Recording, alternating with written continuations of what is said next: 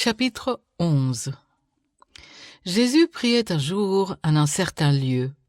Lorsqu'il eut achevé, un de ses disciples lui dit « Seigneur, enseigne-nous à prier, comme Jean l'a enseigné à ses disciples. » Il leur dit « Quand vous priez, dites « Père, que ton nom soit sanctifié, que ton règne vienne.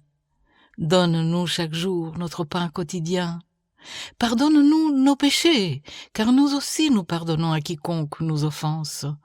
Et ne nous induis pas en tentation. » Il leur dit encore, si l'un de vous a un ami et qu'il aille le trouver au milieu de la nuit pour lui dire, ami, prête-moi 3 pains, car un de mes amis est arrivé de voyage chez moi et je n'ai rien à lui offrir. Et si de l'intérieur de sa maison cet ami lui répond, ne m'importune pas, la porte est déjà fermée. Mes enfants et moi, nous sommes au lit. Je ne puis me lever pour te donner des pains. Je vous le dis, même s'il ne se levait pas pour les lui donner parce que c'est son ami, il se lèverait à cause de son importunité et lui donnerait tout ce dont il a besoin. Et moi, je vous dis, demandez et l'on vous donnera. Cherchez et vous trouverez. Frappez et l'on vous ouvrira. Car quiconque demande, reçoit. Celui qui cherche, trouve. Et l'on ouvre à celui qui frappe. Quel est parmi vous le père qui donnera une pierre à son fils s'il lui demande du pain? Ou s'il demande un poisson, lui donnera-t-il un serpent au lieu d'un poisson? Ou s'il demande un œuf, lui donnera-t-il un scorpion? Si donc méchant comme vous l'êtes, vous savez donner des bonnes choses à vos enfants, à combien plus forte raison le Père céleste donnera-t-il le Saint-Esprit à ceux qui le lui demandent? Jésus chassa un démon qui était muet. Lorsque le démon fut sorti, le muet parla, et la foule fut dans l'admiration. Mais quelques-uns dirent « C'est par Belzébul, le prince des démons, qu'il chasse les démons. » Et d'autres, pour l'éprouver, lui demandèrent un signe venant du ciel. Comme Jésus connaissait leurs pensées, il leur dit « Tout royaume divisé contre lui-même est dévasté, et une maison s'écroule sur une autre. Si donc Satan est divisé contre lui-même, comment son royaume subsistera-t-il, puisque vous dites que je chasse les démons par Belzébul? Et si moi, je chasse les démons par Belzébul, vos fils, par qui les chassent-ils? C'est pourquoi ils seront eux-mêmes vos juges.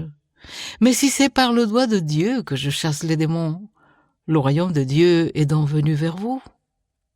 Lorsqu'un homme fort et bien armé garde sa maison, ce qu'il possède est en sûreté, mais si un plus fort que lui survient et le dompte, il lui enlève toutes les armes dans lesquelles il se confiait et il distribue ses dépouilles.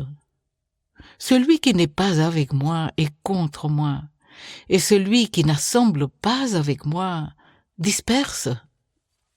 Lorsque l'esprit impur est sorti d'un homme, il va dans des lieux arides pour chercher du repos. N'en trouvant point, il dit « Je retournerai dans ma maison d'où je suis sorti. » Et quand il arrive, il la trouve balayée et ornée. Alors il s'en va et il prend 7 autres esprits plus méchants que lui. Ils entrent dans la maison, s'y établissent, et la dernière condition de cet homme est pire que la première. Tandis que Jésus parlait ainsi, une femme, élevant la voix du milieu de la foule, lui dit « Heureux le sein qui t'a porté, heureuses les mamelles qui t'ont allaité. » Et il répondit « Heureux plutôt ceux qui écoutent la parole de Dieu et qui la gardent. » Comme le peuple s'amassait en foule, il se mit à dire « Cette génération est une génération méchante. Elle demande un miracle. Il ne lui sera donné d'autre miracle que celui de Jonas. Car de même que Jonas fut un signe pour les Ninivites, de même le Fils de l'homme en sera un pour cette génération. La reine du Midi se lèvera au jour du jugement avec les hommes de cette génération et les condamnera. parce qu'il vint des extrémités de la terre pour entendre la sagesse de Salomon. Et voici, il y a ici plus que Salomon. Les hommes de Ninive se lèveront au jour du jugement avec cette génération et la condamneront, parce qu'ils se repentirent à la prédication de Jonas. Et voici, il y a ici plus que Jonas. Personne n'allume une lampe pour la mettre dans un lieu caché ou sous le boisseau, mais on la met sur le chandelier afin que ceux qui entrent voient la lumière. Ton œil est la lampe de ton corps. Lorsque ton œil est en bon état, tout ton corps est éclairé. Mais lorsque ton œil est en mauvais état, ton corps est dans les ténèbres. Prends donc garde que la lumière qui est en toi ne soit ténèbres.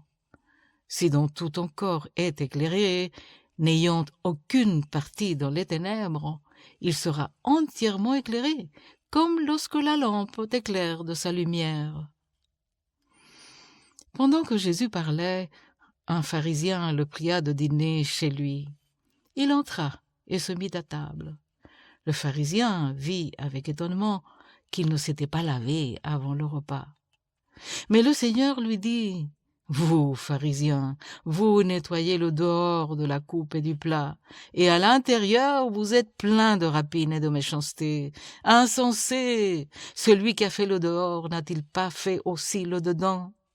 Donnez plutôt aux aumônes ce que vous avez dedans, et voici, toutes choses seront pures pour vous. Mais malheur à vous, pharisiens, parce que vous payez la dîme de la menthe, de la rue et de toutes les herbes, et que vous négligez la justice et l'amour de Dieu. C'est là ce qu'il fallait pratiquer, sans omettre les autres choses. Malheur à vous, pharisiens, parce que vous aimez les premiers sièges dans les synagogues et les salutations dans les places publiques. Malheur à vous, parce que vous êtes comme les sépulcres qui ne paraissent pas et sur lesquels on marche sans le savoir. Un des docteurs de la loi prit la parole et lui dit: « Maître, en parlant de la sorte, c'est aussi nous que tu as outragés. » Et Jésus répondit: « Malheur à vous aussi, docteurs de la loi, parce que vous chargez les hommes de fardeaux difficiles à porter et que vous ne touchez pas vous-même de l'un de vos doigts. Malheur à vous, parce que vous bâtissez les tombeaux des prophètes que vos pères ont tués. Vous rendez donc témoignage aux œuvres de vos pères, et vous les approuvez, car eux, ils ont tué les prophètes, et vous, vous bâtissez leurs tombeaux. C'est pourquoi la sagesse de Dieu a dit: « Je leur enverrai des prophètes et des apôtres.